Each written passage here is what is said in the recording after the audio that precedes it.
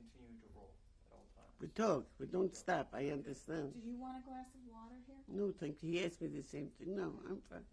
Okay. I'm used to talking. Now, I don't speak when I hold this up, do No. I? Or do I? No, just hold it up there for about 2 more seconds. 1001, 1002. Okay, and could you just kind of talk into the microphone a little bit? Go ahead and slate, please. Righty. My name is Eileen Collins, and I have the privilege today of interviewing Mala Lacher.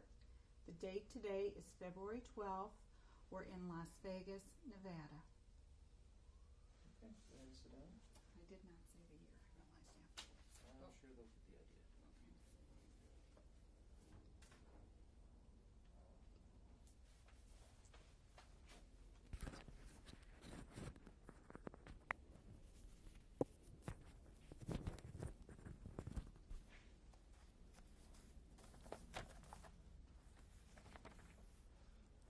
He'll tell me when to start.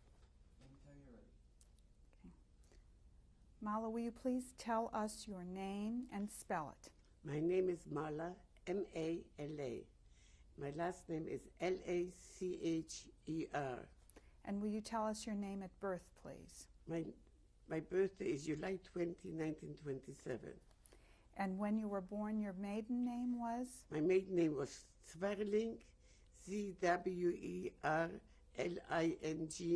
and Schulman, S-C-H-U-L-M-A-N. And the city and country in which you were born? I was born in the town of Auschwitz, and the country is Poland. And they used to call it Oświęcim. Would you spell that for us? O-S-W-I-E-C-I-M. Thank you. Now, if you would begin by telling us the stories of your earliest recollection when you were a child growing up. When I was a child growing up, I came from a very Orthodox family. We were 4 children, 2 boys and 2 girls. I had one younger sister, her name was Itka. My 2 brothers, one was Bernard Israel, and Jacob Aaron. My father's name was Moses, Menachem, and my mother's name was Ladi. They called us Lata. I had a wonderful childhood because I was raised in a very Orthodox family, with very much of respect and a lot of love.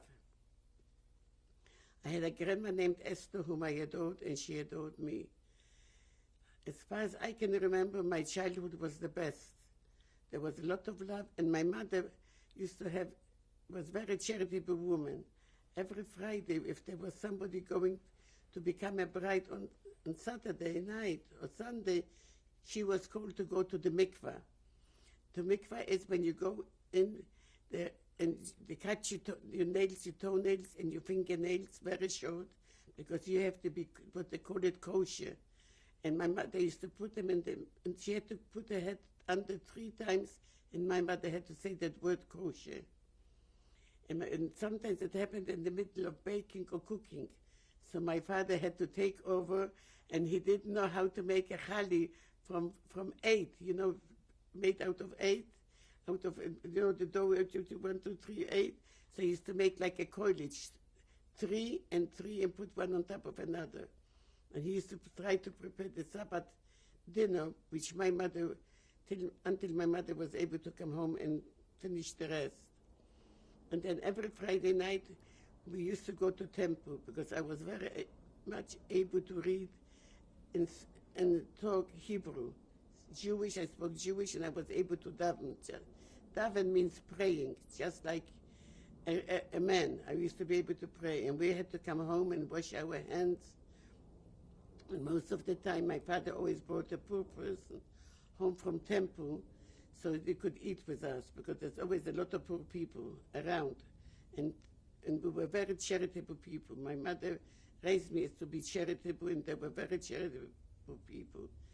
And I loved my family, and it was a very warm Jewish family, Orthodox, but very kind, always helping others. And that's the way I was raised, and that's the way I raised my daughter. And Tell me about, you mentioned one brother. Tell me about the other children in the family, yes, please. okay, my oldest brother was Jacob. He used to love to paint. I didn't tell you that. He was an artist. He used to love to paint, and my other brother also. So I used to love to help older people and be with children. And when I used to go to school, I didn't know how to draw. I'm not good in drawing.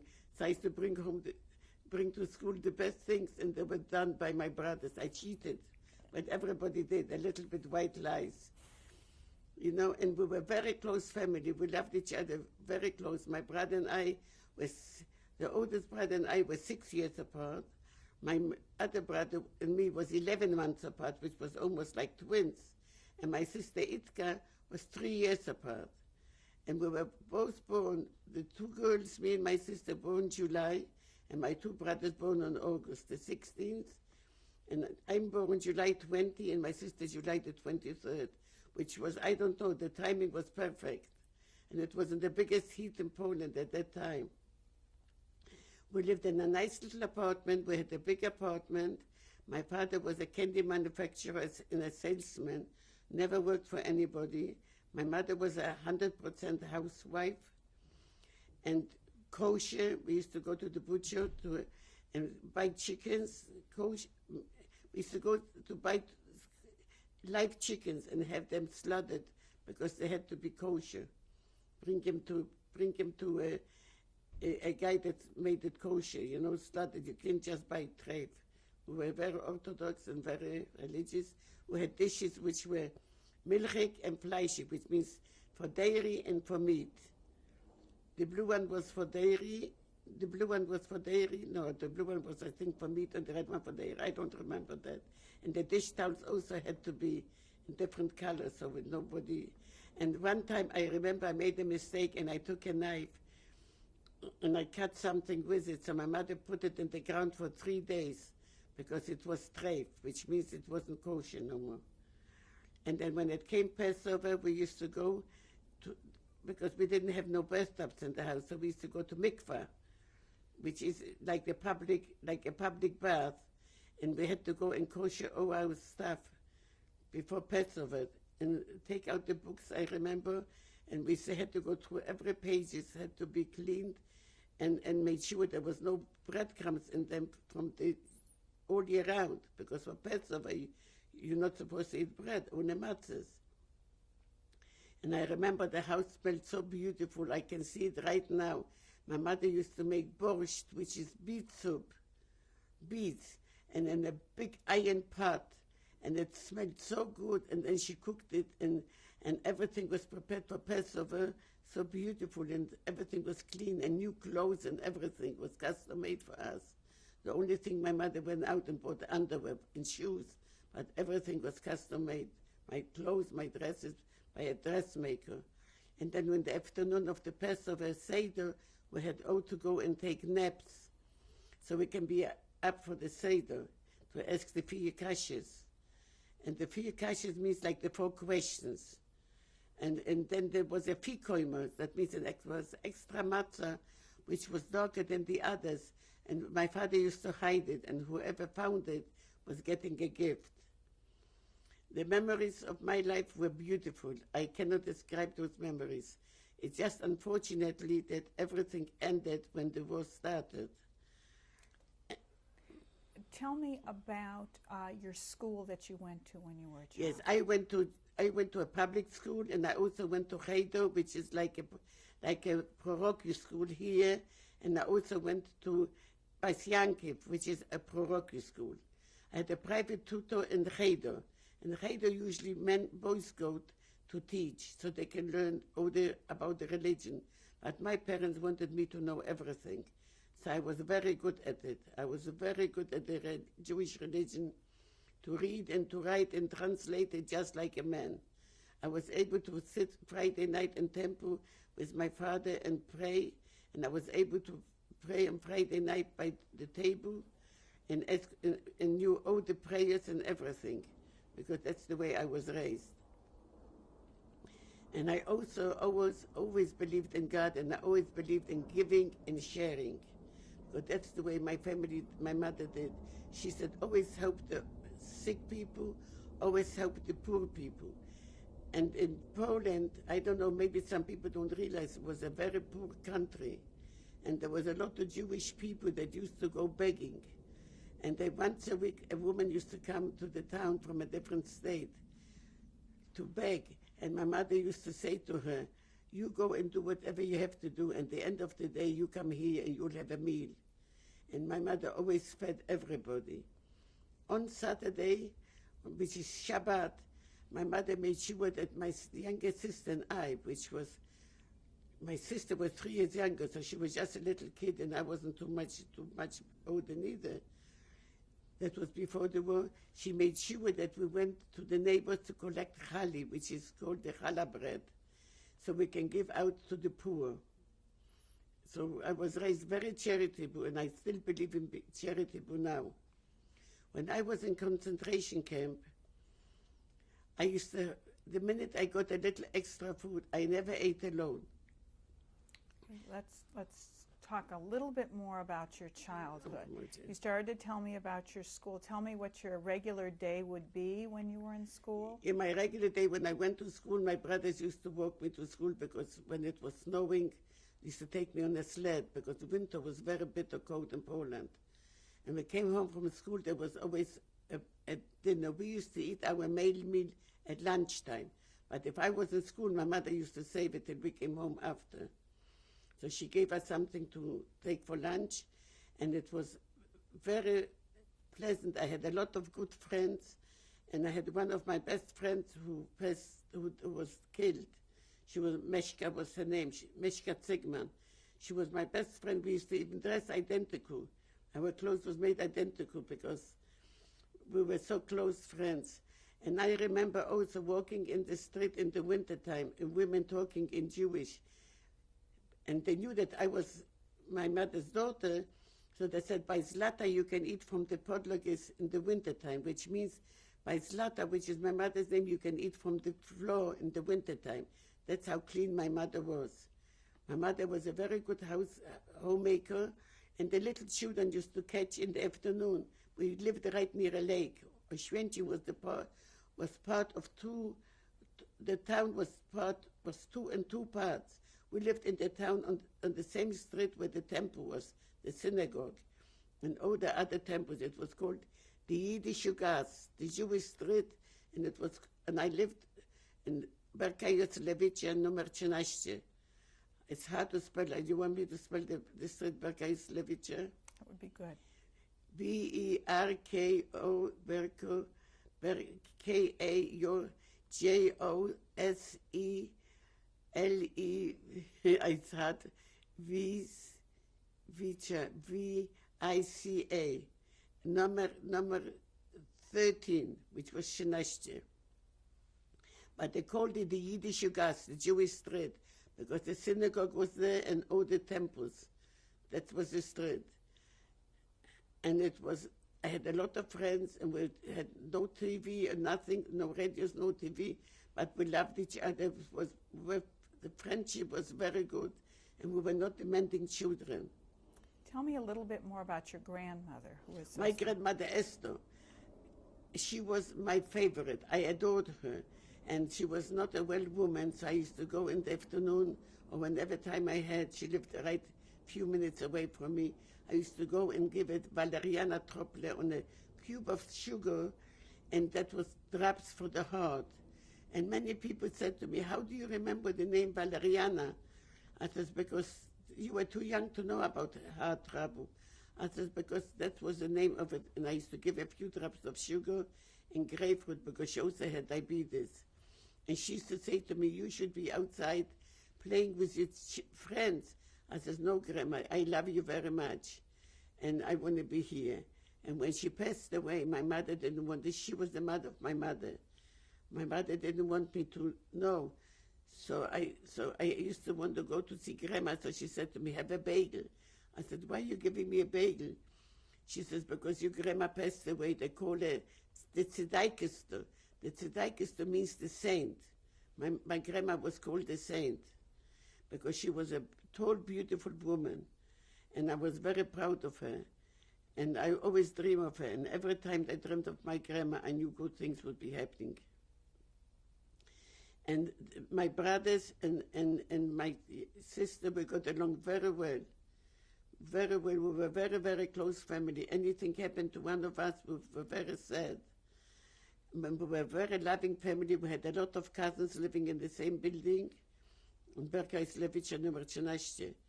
And it was right 2-3 houses away from the temple, from the synagogue. And we had a close family, and when it came Purim, they used to make those big Purim parties. And it was really beautiful. We used to dress up and go, and my mother used to give shlachemunis. Shlachemunis is when every neighbor baked something special and sent it to other neighbors on beautiful dishes.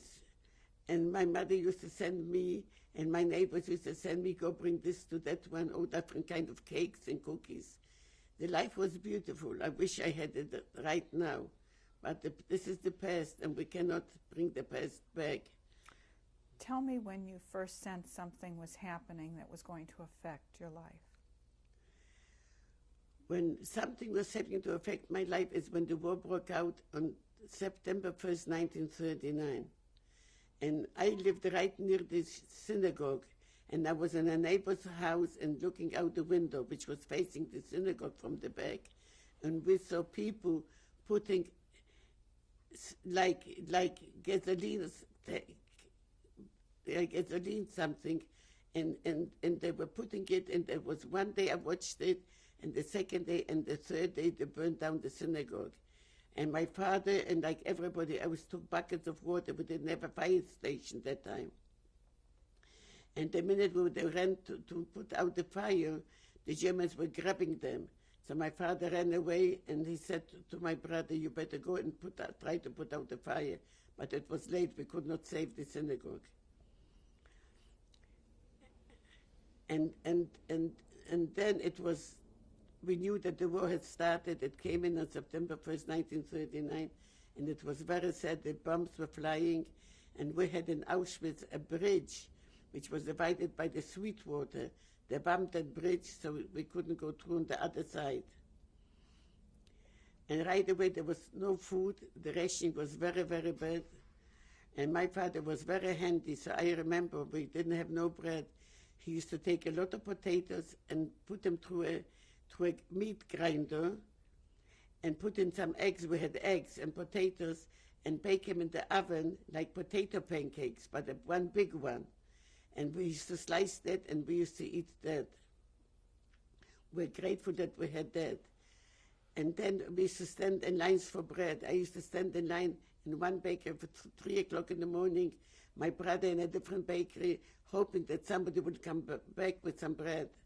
And many times I stood outside the bakery on the windows, climbing up on the iron fences, the iron gates, and there was no more bread, so we came home without any. And sometimes we were lucky, we came home with some bread, and it was very, very hot. So when you eat that hot bread, it doesn't last a long way. It doesn't go too far. So my mother used to make from potato soup. She used to make from potatoes potato soup. She took the potatoes, cut them up in small pieces with water, and she put in parsley and piece of margarine, whatever we had, and sauteed it, some onions we had, and that was the most delicious potato soup, better than meat than anything. We were very grateful of whatever we had to eat, because the Germans took over, and there was nothing we could do. And also, we was not in a ghetto, but they made our time for shopping. The Jews could go from 10 to 12 and from 3 to 5. And I looked like a little shiksa, which means like a little Gentile girl. So I was able to go different hours to sneak in some food, because I was very brave. I was never afraid of the Germans. I spoke German fluently. So, because Auschwitz is near the German border, so I spoke German fluently, and there was no way anybody could have done anything to me. And my father was a manufacturer of candy, and during the war, he didn't have sugar to do it. So we found a Gentile woman who provided us with 50 kilo of sugar. 50 kilo of sugar, and we couldn't bring it during the day, so my father sent me at night.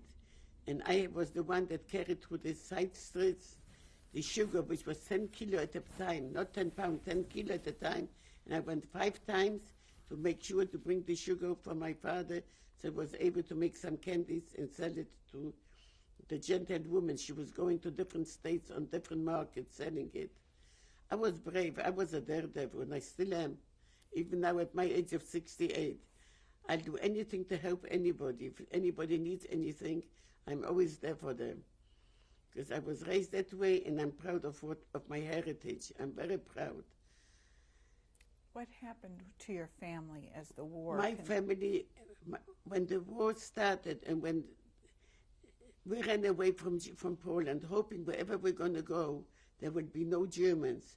But unfortunately, they were riding on horses and trains, and we were walking. So we took our towels and wrapped them around our shoes, because then, to save the shoes. And the towels wore out, the shoes wore out. So we took some towels and wrapped them around our feet, whatever we had left. Each one of us took a separate, what you call it, like a bag, like an overnight bag, to carry, like when you go camping, So each one had our own belongings in case we get lost, so we shouldn't have somebody else's clothing.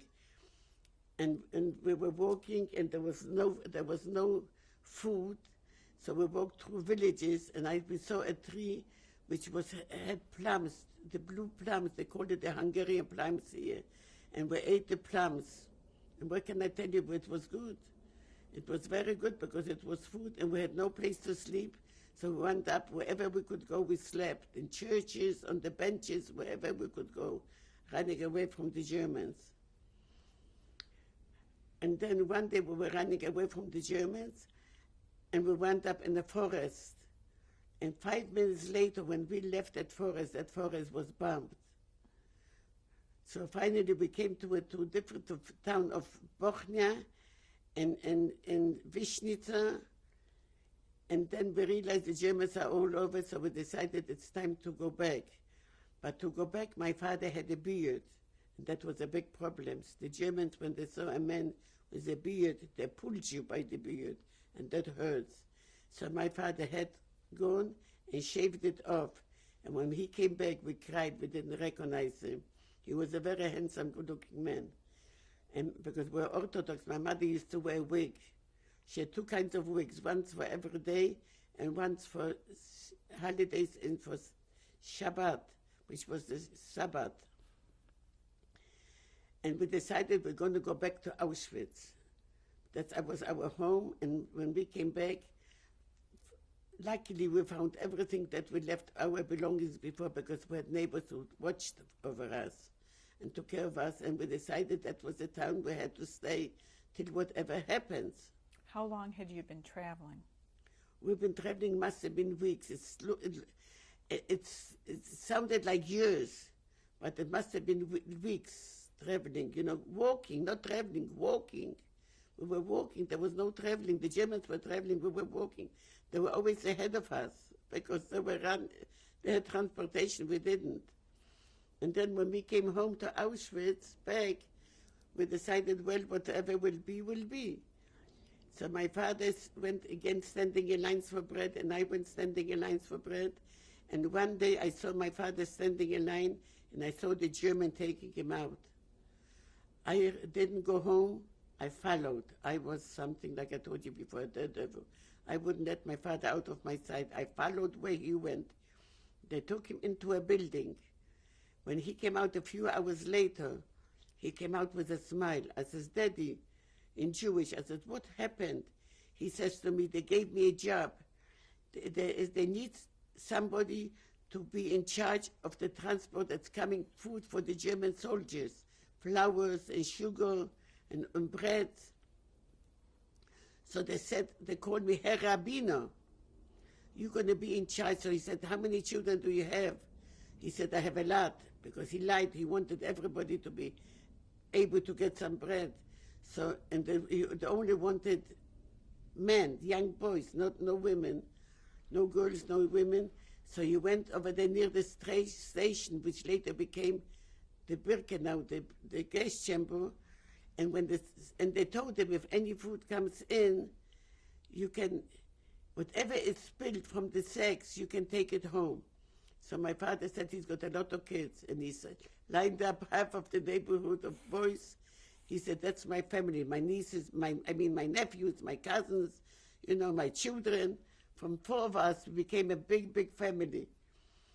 And so he made sure that he cut with a knife the sacks. So we came home, so they came home with sugar and flour and German bread. And when we had it, my father went around and divided it to everybody. We never ate alone. And I believe in God, and God is good. And that was terrific. So then my father couldn't wait to go to work every day because he was Herr Rabbiner, the supervisor. And everybody was anxious to tell my father, take my son, so we'll eat. My father said, I'll take as many as I can. And don't worry, whatever we'll bring home, we'll divide it. We'll share it. And that's what really was great. When were you divided up as a family? Divided up. You had told when your mother left? Yeah, okay. When the camp was finished, when the gas chamber was finished, the Jewish boys had to go and work and build a gas chamber. It was Birkenau. It was right outskirts of Auschwitz, outskirts of the town, because that was where the train station was. When this was finished, they took our belongings, whatever we could take, and they evacuated us. They shipped us out. They took us on those cattle car trains, and they shipped us out to Benjin and to Sosnovtsa. I was in Benjin. Could you spell that, please? Bedzin. Benjin. That was the town that we lived on. It was the address was 5860 Monjayovska, or a hard name. MondzeWski. I don't remember spelling it perfectly. I've been too long in this country, so I really don't remember how to spell Polish because I have no communication with anybody that reads and writes Polish.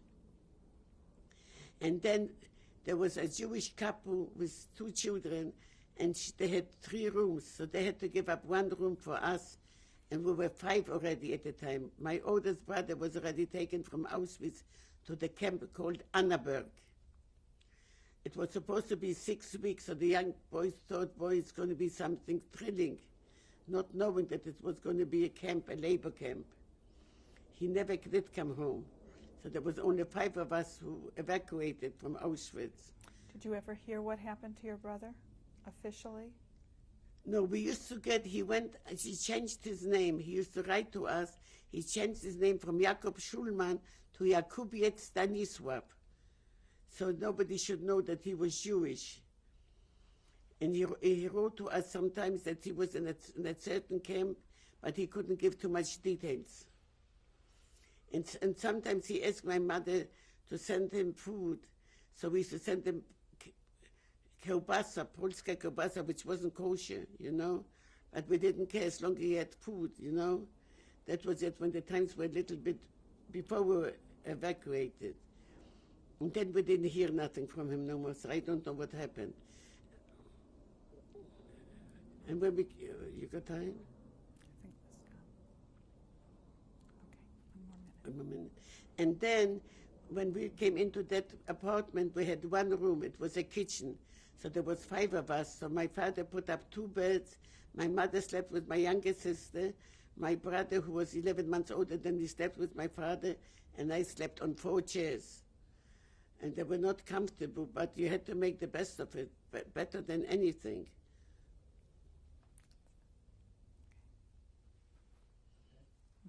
How did This is Mala Lacher. It is tape number 2, and today's date is February 12th, 1996. The first one you didn't mention, 1996. Okay, now you can begin. Okay. All right. When I lived in Benjin, where I just mentioned before, so we were originally, there was a house in the back of our building where we lived, but we were able to hide. So we were hiding in it. It was like a double wall. So my father, my mother, my sister, my brother. One of them was already in the camp Annaberg, so it was only 5 of us.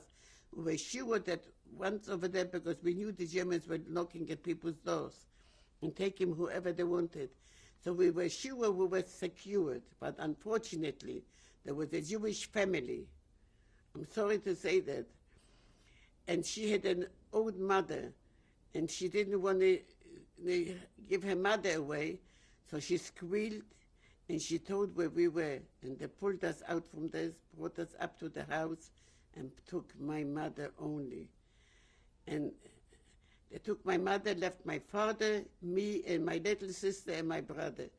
And it was very, very sad to see a mother going away.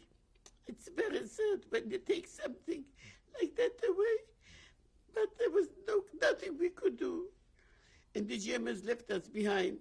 And they took my mother to a Sherocinians, which is an orphanage.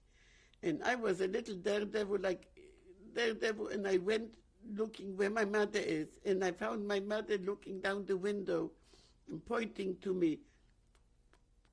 So I knew it was food. I came home to my father and I said, Daddy, Mommy's hungry, she wants food. He says, that's impossible. How are you going to go and bring food to her? I said, you give me food. I'll manage to sneak up there to give her food. I managed to sneak up there and give her food. And I remember she still had the 2 diamond earrings, the 2 big diamond earrings, diamond stud earrings in her ears. And there was nothing she could do. And then I knew there was a transport, they're going to send those people away. So I tried to see my mother again. So when the German saw me, he caught me and put me into a car. And when he went looking for more people, I sneaked out of the car. And I was able to hide behind the wall, and I was able to see my mother being taken away in the train, the transport. That was the last time I saw my mother. I came home, and he said to me, you saw your mother? I said, yes, Daddy, I saw her. I said, I was in the car. And at one time, before my mother was taken away, she went on my neighbor's balcony, and I was going next door to my friend, visiting, next house. And my mother saw the Germans running after me, and I was only 13 years old. And she says, oh my God, they took my daughter. And she was shaking, and she was crying and screaming. And then she saw the German come out without me. When I came home, she said to me, what did you do? How did you manage to escape? I said, I didn't escape. He said to me, halt, stehen bleiben, which means stop right now. Wie alt sind Sie? How old are you? I said, 12 Jahre. That means 12 years. Da gehen Sie. I lied about my age. And I was a little girl. I wasn't developed, you know. Not like today's young women are developed. So my mother was so, she says, my God, you are so smart. You told him that. You are really brave. I said, yes, Ma, I was brave. And thank God I came back to you. But right after that, they took my mother away. And then I stayed, and there was nothing much you could do except being sad and crying and everything. And my little sister, who was very attached to my mother, we were a very close family, very, very close. We stood in lines and we waited for bread lines and for potato lines, and there was hardly any food. So I went to work and took care of a little girl who was about 2 years old. Her name was Sulenka. And I went and took care of her just to have enough food. So we should survive, enough food for me, so it'd be one mouth less to feed. And that little girl, while her mother was pregnant with that little girl, her mother had witnessed the father being shot to death. That was in Benjin. And they were very rich, fine people, but it didn't matter. And then I took care of this little girl just for food. And it was right across the street from where I lived. And then one day they sent out papers that we have to all meet in this and this place together, in that place. It was some kind of open park. I don't remember exactly what it looked like. And we all went, so my father, my little sister, me and my brother, we went over there. My mother was already gone, and my oldest brother was already in Annaberg. So we went over there, and there was those German dogs walking around, and there was people with little babies and children. It was heartbreaking. Those little kids were crying, and we were standing outdoors for days outside, no place to go, and we wasn't allowed to go back home. And the Germans let those dogs loose, and they were biting and eating the little children, which was so horrified. It was the most horrible thing you could never see in your life. You never believed that you would witness something. I had to witness hanging. I had to witness how Jews were being hung. That was our punishment. I don't know why we deserved it, but we never did anything. We were the innocent bystanders. And then the people were crying and screaming, and women were pregnant, and they had miscarriages. And those German dogs were eating them away and everything. And that was the last time I saw my family. And then we were separated. So I never saw my father and my sister again. And then they sent us to Dulag. They sent us to Dulag in Sosnowiec, which was a Dulag, which that was in Dulag.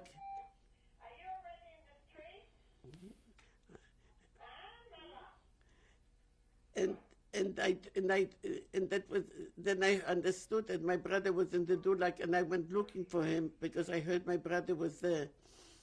So I went make believe that I'm washing floors, anything to get closer, and I gave a peek at him, and he said, shh, not to say a word because, you know, we're not supposed to see each other. And there was a transport that sent him away, and I never saw him. And that they sent me to Greenberg, Schlesien. Can you spell that, please, for us? Yeah, Greenberg, Grunberg,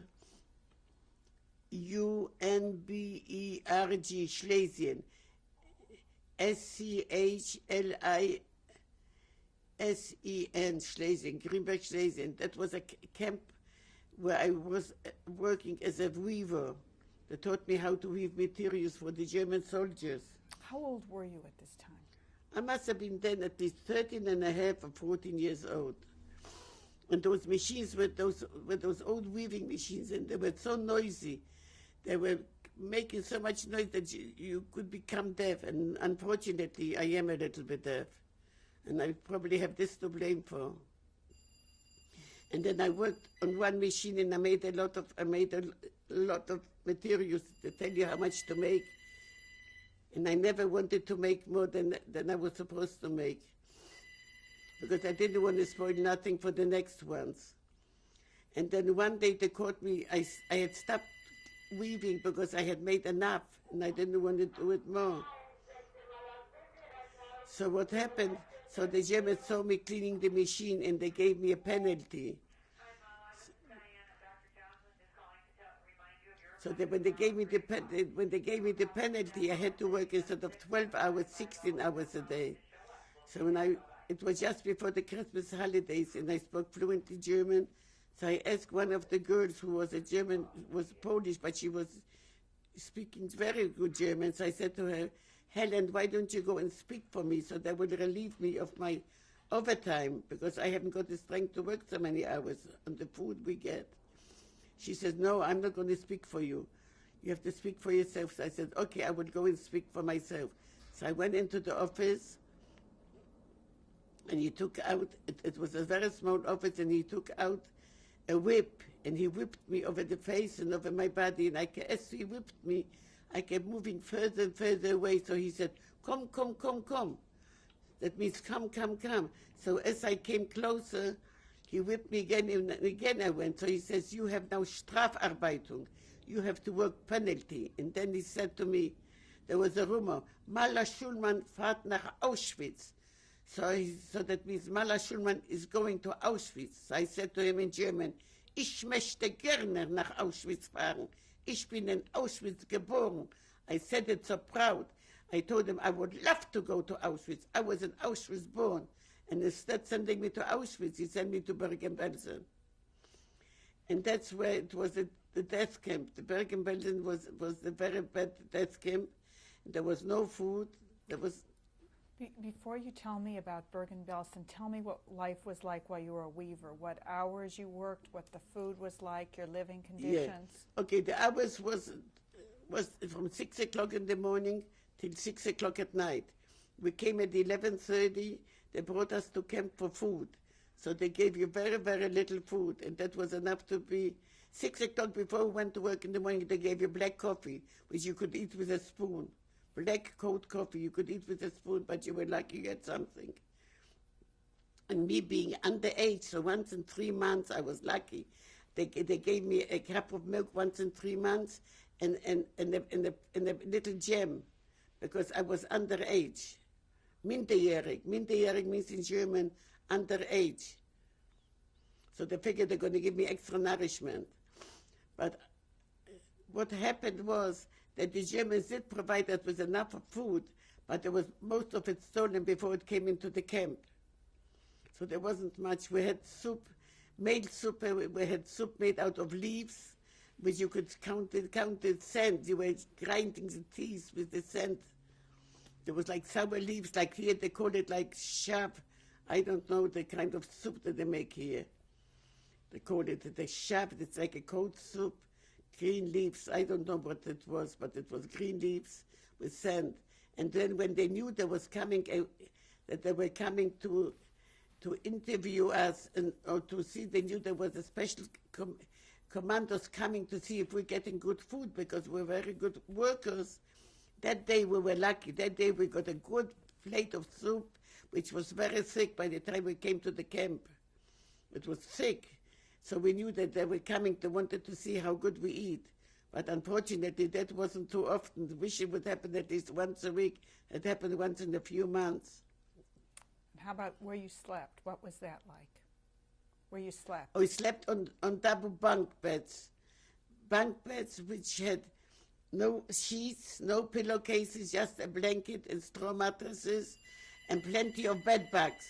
And excuse the expression, the bed bugs were biting, and sometimes I just couldn't stand the biting of the bed bugs. I went to sleep on the floor in the dining room, and then I was chased because we were not supposed to sleep in the dining room on the floor. It was a dining room just to show, but nothing really for eating. So, and so we went slept on bed bugs. The bed bugs were eating us up alive, but what could you do? And then we didn't have no hot water. We didn't have no water to take baths or nothing. So once a week, they took us for showers. Because they wanted us, we worked in the camp in the same factory with the German people. And they wanted to make sure that we don't bring any diseases into the German people. So they let us showers. Unfortunately, I was very lucky. And once a week, I made sure that there was one bathtub that I took a bath. And then everybody, some people brought from home, smuggled in a little basin. So we used to make appointments who's going to have that basin so we can have a little water extra, because the water was very cold. And I was always a very clean person. I always took care of my body, and I wanted to make sure that I'm in good shape and clean. And I was always polite. And whenever I had a little bit extra food, because I worked overtime, I always shared with everybody. One time for a few months, I worked night shift, like 18 hours at night. And I walked around when they were printing the little cards for food, like Sunday, Monday, Tuesday, Wednesday, Thursday, Friday, Saturday. But they were in German. Sonntag, Montag, Dienstag, Mittwoch, Donnerstag, Freitag is Shabbat. I forget how to say it. So I used to go in through the garbage, and I always used to find out one was for Sunday, one was for Tuesday, one was for Wednesday. So I always told my friends, when it comes 11:30, when we have to go to eat, you go the first one. And then he's an extra ticket, go the last one. And then I did this, and I always tried to help wherever I could. Whenever I had a little extra, I was always trying to help. And then when the war was ending, getting closer, so they figured they're going to send us out. So we knew we didn't have enough prawn. Prawn means power to work in the factories. We were so happy. We knew the war was coming to an end, but we didn't know what would become of us. We had no idea what would become of us. So we were happy that we had no work and then we didn't have no food neither. But in Germany, in the Weberei, which is the weaving factory, one German woman risked her life to help me. And thank God for her, I am alive today, because the few months of extra food that she gave me, I was able to survive and share it with somebody else. One day she brought me a big round bread, and nobody was allowed to see. She worked days and I worked nights. So they had little boxes where they used to put the food down. Little black boxes with little lucks, but I didn't have a luck. I didn't have nothing to luck in there. So she used to bring me potato salad and a red little, remember, in the red little, not a can, and the red little cup, the steel cup, you know, the red cup. She used to bring me potato salad. And when I came home and I came to work, I was so happy because I had food. I used to look forward to go to work because I had food and I shared it. And one day she brought me a big round bread and I was flat-chested. I was a little kid. I hid it on my chest and I smuggled it into camp and I sliced it and gave it, or sometimes I gave it to the people from the kitchen so they could exchange it for extra food. So I could have extra food, repeta, which means repeat, you know, so I could share with everybody else. I never ate alone, never. And that's why I believe in God, that God is helping me today, because I believe in giving and sharing, and I still do up till today. I believe in giving and sharing. Then the camp was getting closer and closer, less work. So the Germans were coming into our camp. They wanted to hide because they knew that the Americans and the Germans, the Americans and the British will not bomb the camp because they knew exactly where the camps were located. So they come to hide with us because we knew they'd be safe over there. But we wasn't too happy about it because we didn't even know what was happening to us. And then less and less work was being done. So when they decided, well, it's time, the Americans are getting closer, it's time for us people to get rid of the Jews and move them out. So they put us in cattle cars and they sent us to Guben. Could you spell that for us? That was, Guben was before Bergen-Belsen.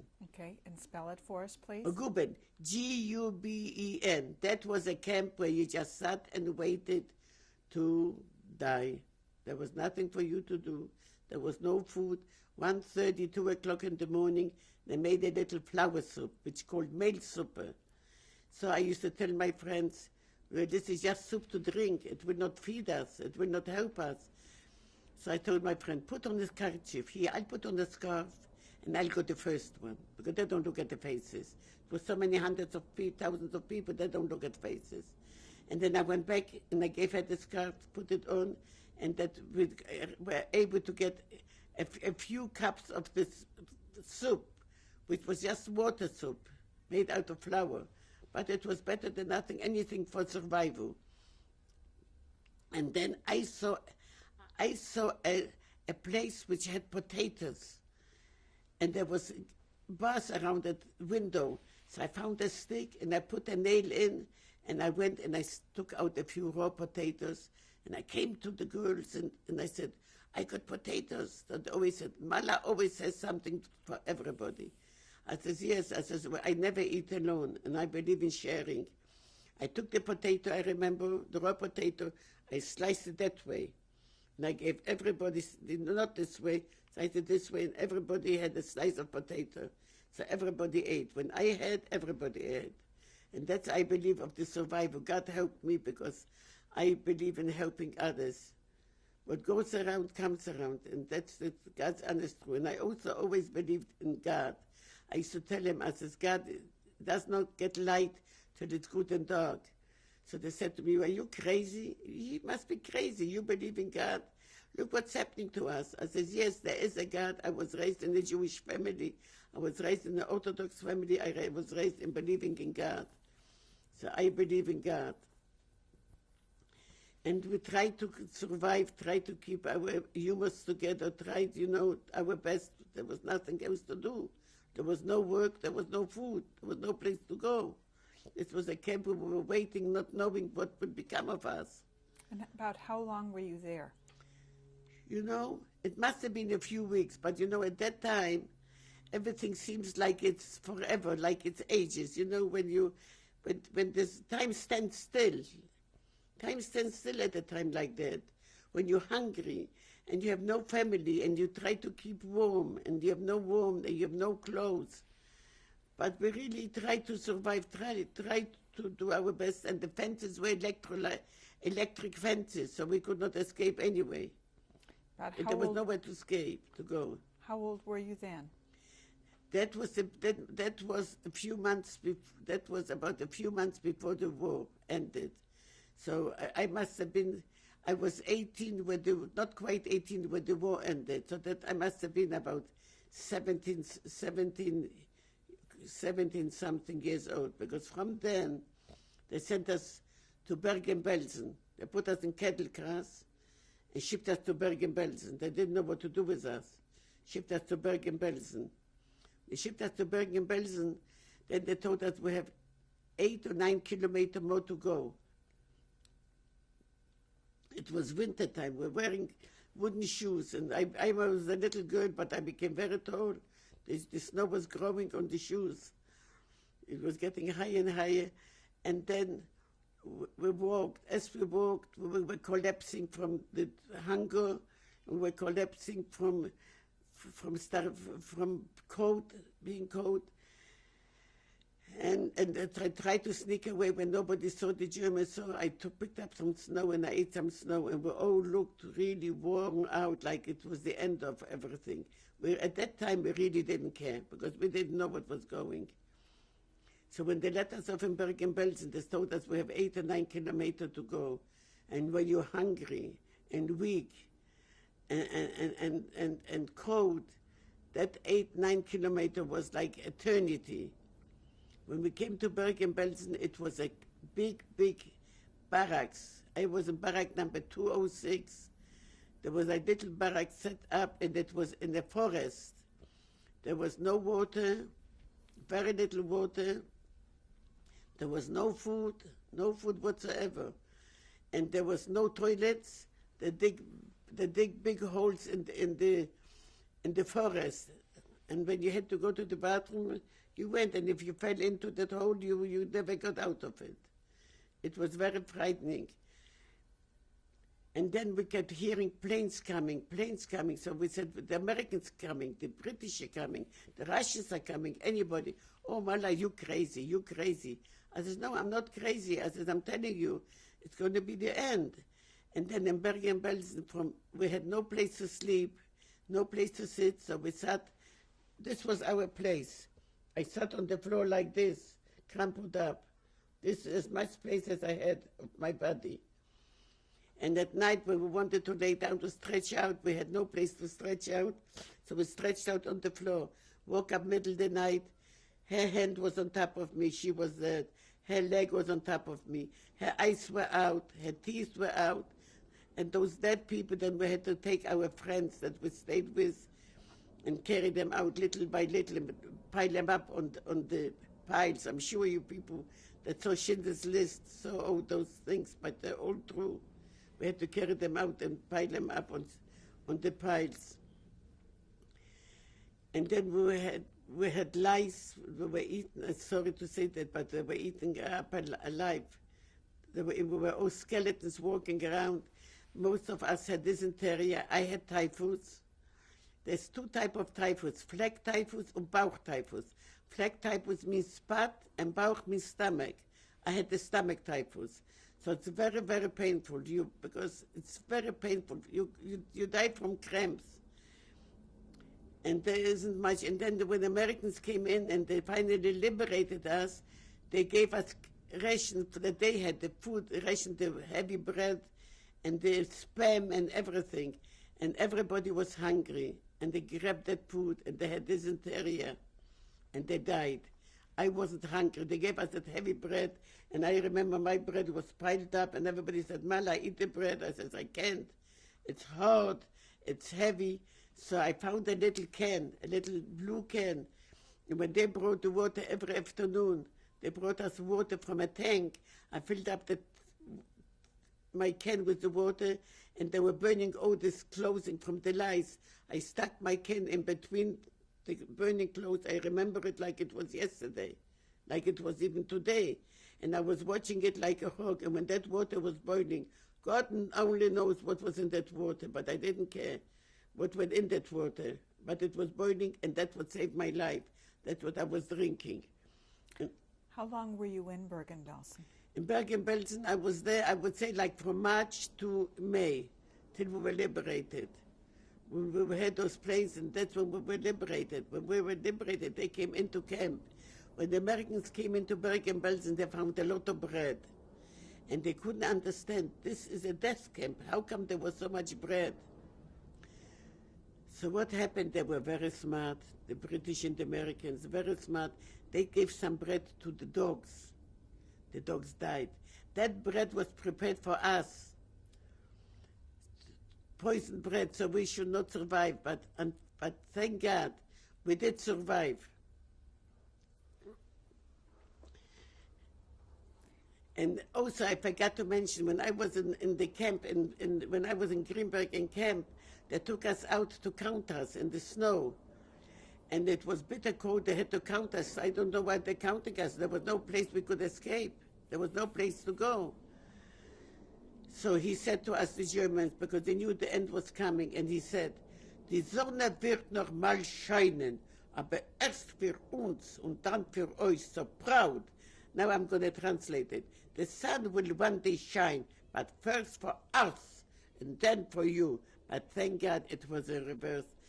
God made the sun shine for us, and that's the purpose that we survived, because we had strength and power and believing in God. Now you were liberated by the I Americans? was liberated by the Americans and taken to a hospital in Hanover, Hanower, because I had typhus and very bad pains, and I couldn't walk, and I weighed 68 pounds. So when people tell me today, Mala, you should go on a diet, I tell them, no, I've dieted enough in my life. I usually tell them something else, but I'm not going to mention it. So I was liberated, and they put us in German hospitals. And the Germans in the hospitals, and they had to take care of us, to bring us back to health, teach me how to walk, and eating slowly, you know, because the Americans were in charge of it, the British and the Americans. So the Germans had to do what they were told for a change, which was a wonderful feeling. And then they brought us back to health. And then and then from Hanover came Count Bernadotte from Sweden with the Red Cross and took us to Sweden with the Red Cross boat, ships. With the Red Cross, because only the very sick ones, and if you happen to be lucky enough and have a sister or brother, they let you go along. They didn't want you to be separated. Unfortunately, I didn't have anybody. Stop.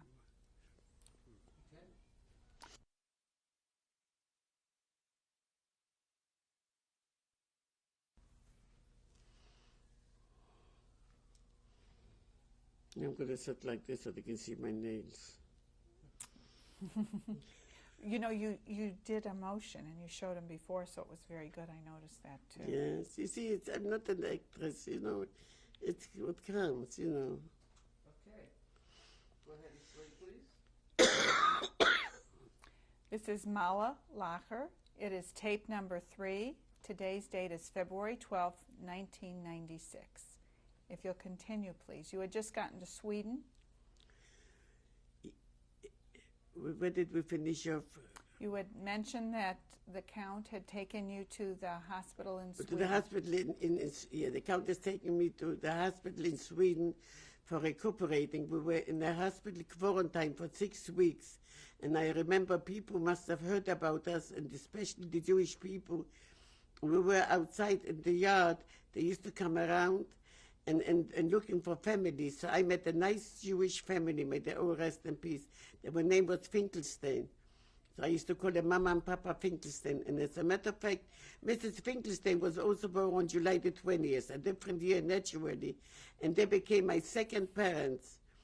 They used to come to visit me, and then when we were left from the quarantine, I was able to go to visit them and spend the Jewish holidays with them, and in the Christian holidays with my Christian friends, because it doesn't really matter who you are as long as you are a nice human being. That's what counts. And then after we were liberated, after we were taken out from the quarantine, they sent us outskirts of Göteborg, which is G-O-T-E, Göteborg, G-O-T-E, Göteborg. No, Göteborg. I forgot already how to spell Göteborg. Here they call it Gutenberg. It was Göteborg. G-O-T-U-N-B-R-G, Göteborg. And here they call it Gutenberg in America. And then we were out scared over there and waiting, to recuperate and to do some things, to all go together in camp. And we had some recuperating to do, and the Swedish people were marvelous to us. They were unbelievable. I was very fortunate. I met beautiful people in Sweden. As a matter of fact, I was taken ill, and I went to the hospital, and I met a family called Svensson. And we didn't have no clothes, nothing, so they took me opened up the closet and took all the clothes out and gave it to me. When I came back to camp, to Gutenberg, in the outskirts, all my friends grabbed all the clothes, and we were so hungry for food we had, but we were clothes hungry. So they ripped it all apart and took this and this and this and everything. Then when I was still in Salvenska, I was in the hospital recuperating. When I was in the quarantine, it was my birthday on July the 20th, and we came there on July 11th. In the morning, I used to get up very early to go to take a bath, because I was always very conscious about myself.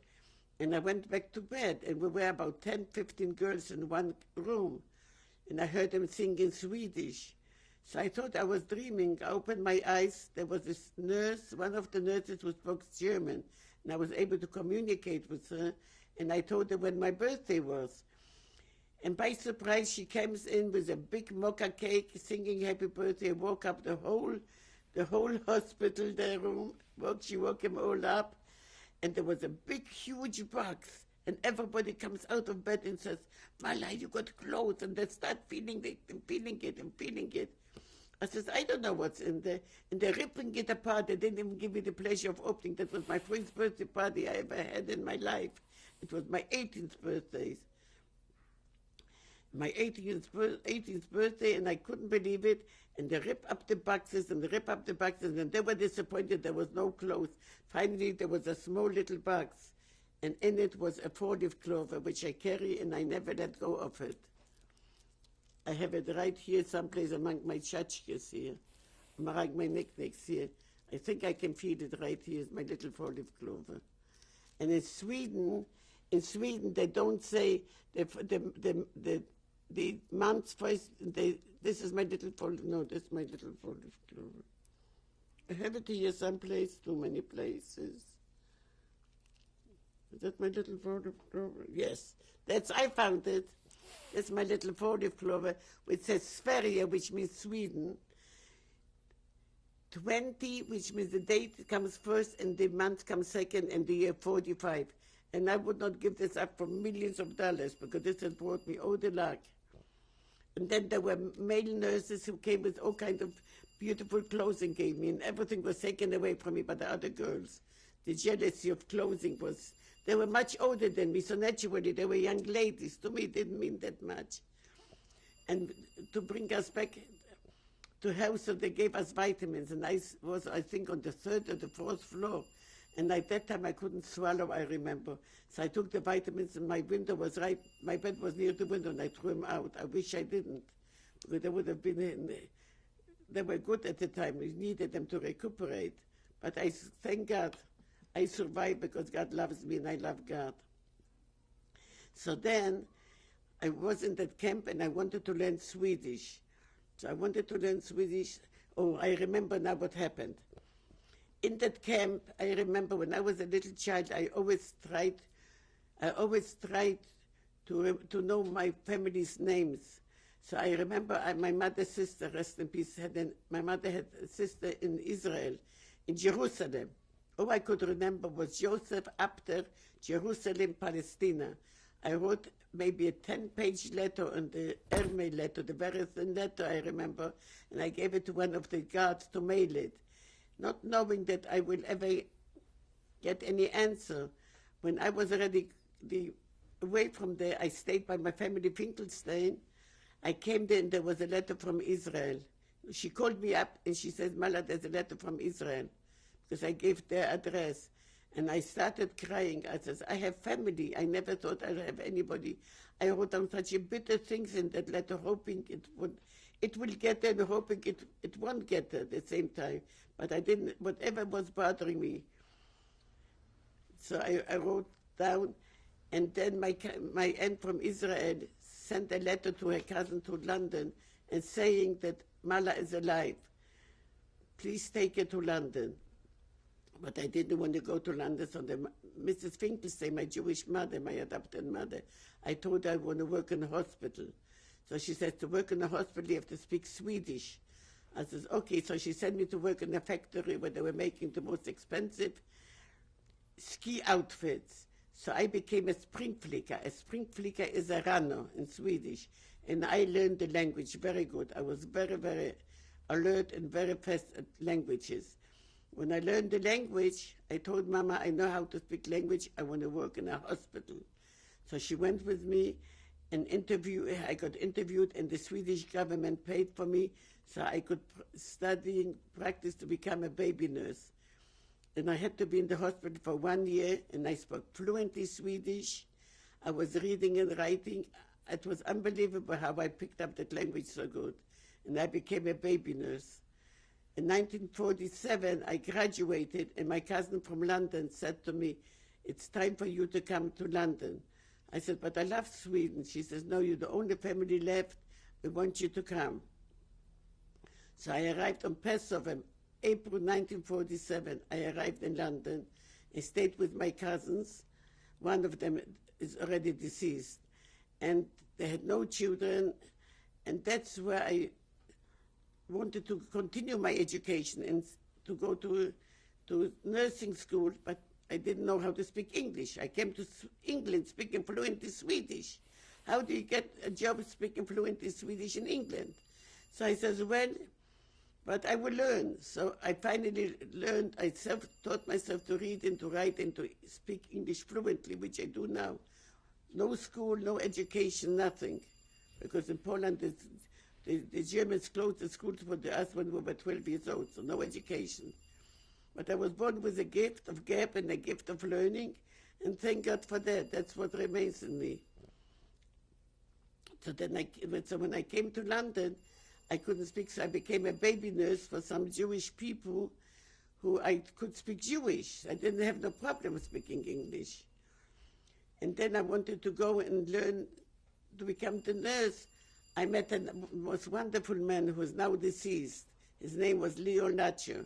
He was 18 years older than me, and he taught me everything about life. Because coming out from concentration camp, I was naive. I didn't know nothing about life. I didn't know nothing about a lot of things.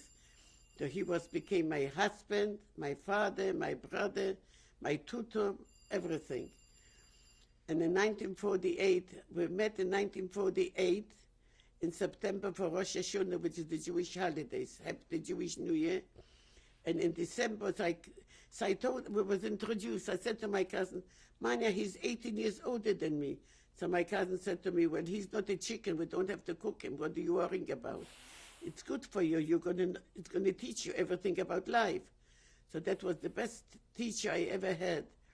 And December the 12th of 1948, I married that wonderful man, and we stayed in London, and he was a chef from profession. He opened up a kosher restaurant, and he called it Maukeles Restaurant.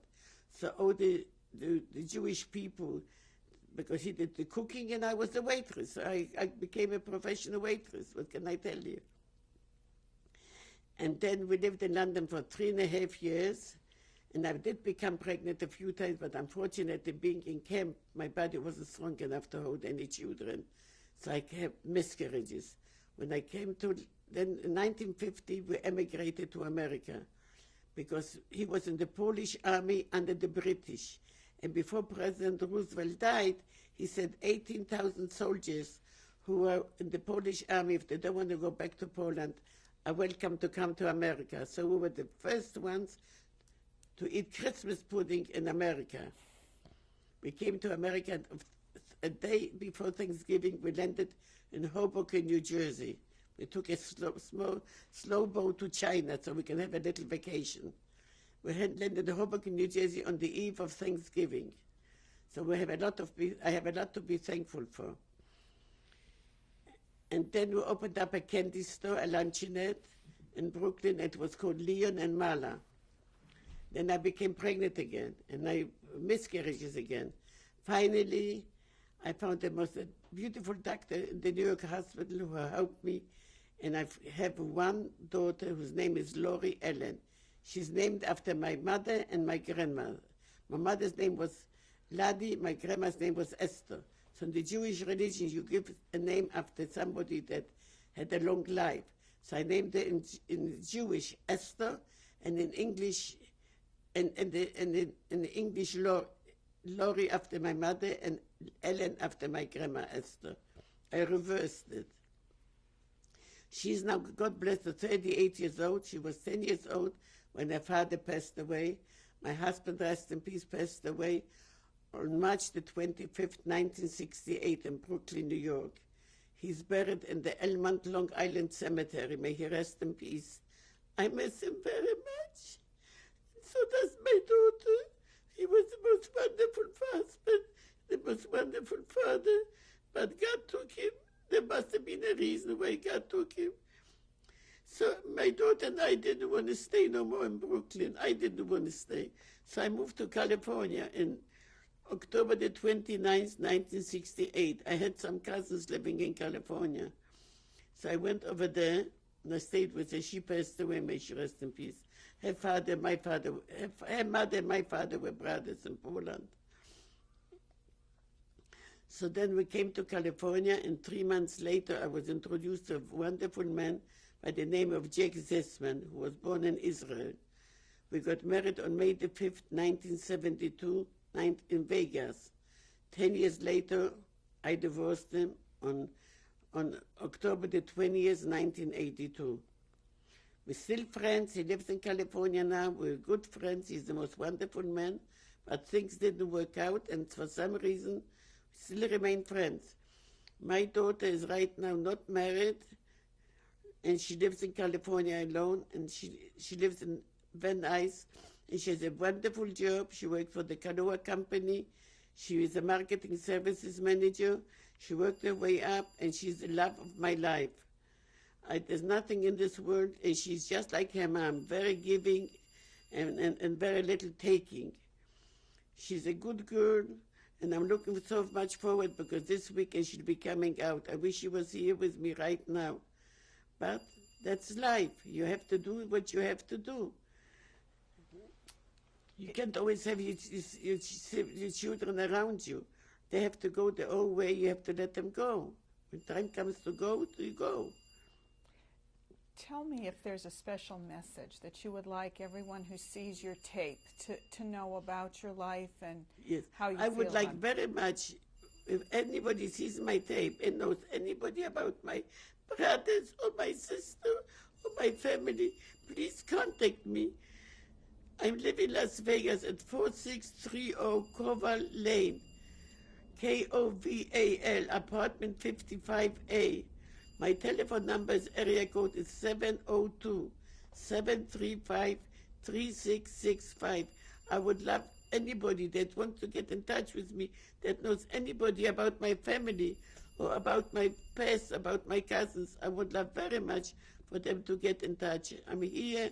I'm happy. I'm here. As you can see on the tape, I'm doing okay. We all have our good days and bad days, but we have to take the good ones and the bad ones. And I do have some pictures of my daughter and of my family, which I would like to show you a little bit later on. Okay, and if people think back to all the suffering you went through, what you have said about your beliefs about that? Yeah, I want to tell people that whatever I went through, it is the truth. A lot of people don't believe there was a Holocaust. A lot of people tell me those things never existed. Believe me, they existed, and they will exist if you don't stop them. Because there's too many things going on in this world. Too much is going on. So I would love to have everybody to have some peace. And there should be no discrimination. And there should be no religion talking about religion. There's only one God and one religion.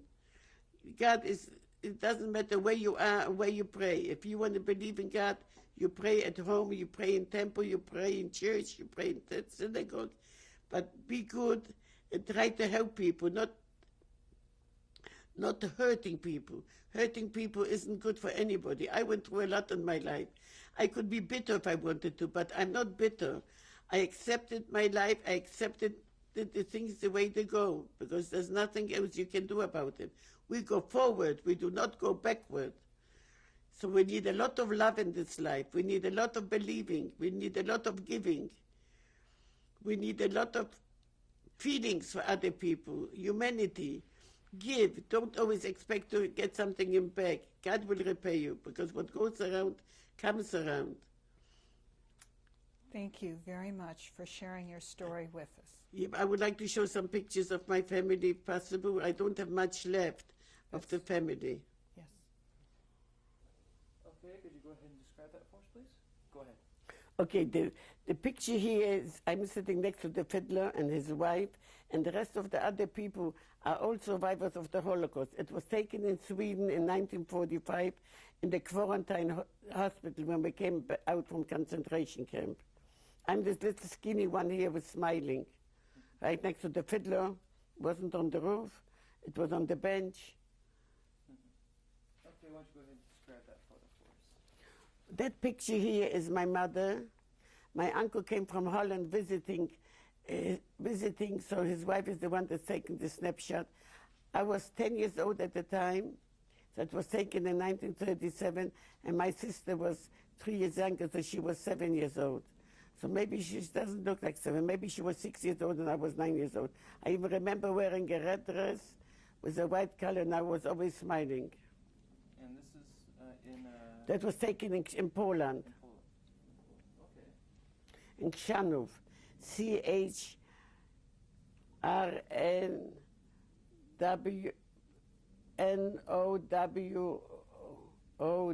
Chrzanów. That picture was taken of me and my husband Leon, who was deceased, on December the 12th, 1948, our wedding picture. I was 21 years old at the time, and he was 38, 39. Is this in... That was taken in London. In London? Okay. Okay. It was taken in Brooklyn, New York, in the park. That was my husband who died. My little girl, Laurie, she was 5 years old at the time, and me. I looked differently then. Well, I was much younger, and I was a redhead in Brooklyn, New York. So if your daughter was 5, what year would that be that this was taken? Brooklyn, New York. Yeah, what year? Oh, this was taken in 1963. 63? Okay. Okay. How's that? That's good. Okay, go ahead and tell us about That picture was taken of me in Catskill Mountains in New York, and in 1951, when I was young and beautiful, and still am. Okay. Okay, go ahead and tell us. That picture was taken, that's my husband deceased, my little girl, she was 5 years old, and me. That was taken on Passover in a friend's house in Brooklyn, New York in 1963. Pictures of my ex-husband, Jack Zisman, and this picture was taken in Las Vegas, Nevada in 1970, before we were married. And we're still the best friends till today. And he's very handsome and very nice. Sure, why not? And that we think was about 5 years ago. Okay, go ahead and tell us. Yeah, this picture was taken in Brooklyn, California, in Los Angeles, California, by my cousin Al Rapone. It was on July the 20th. It was my birthday, and it was 5 years ago. 5 years ago, so I would say it was 1991. And who are the people the photo? Yes, and he is my friend, and he's his wife, and he's my cousin's wife, and my cousin is taking the picture, so we cannot see him. This picture was taken in Laughlin, Nevada, 3 years ago when I was visiting Laughlin, and that's me, Mala.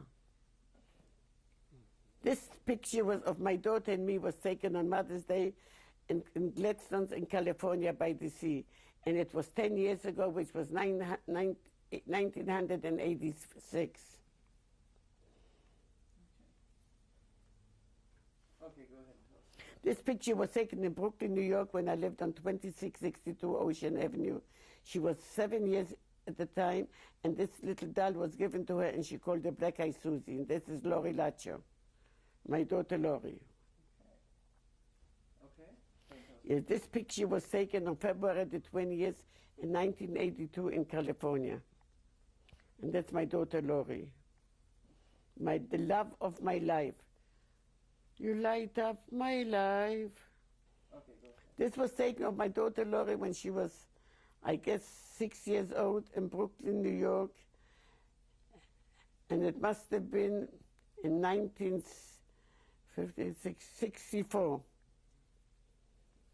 And then she's still the love of my life. It was taken when in Fairfax High School in California when she graduated. When she graduated, she was 18 years old. So that was taken 20 years ago. 20 years ago would be 1976. 1976. And she's still the love of my life. And I love it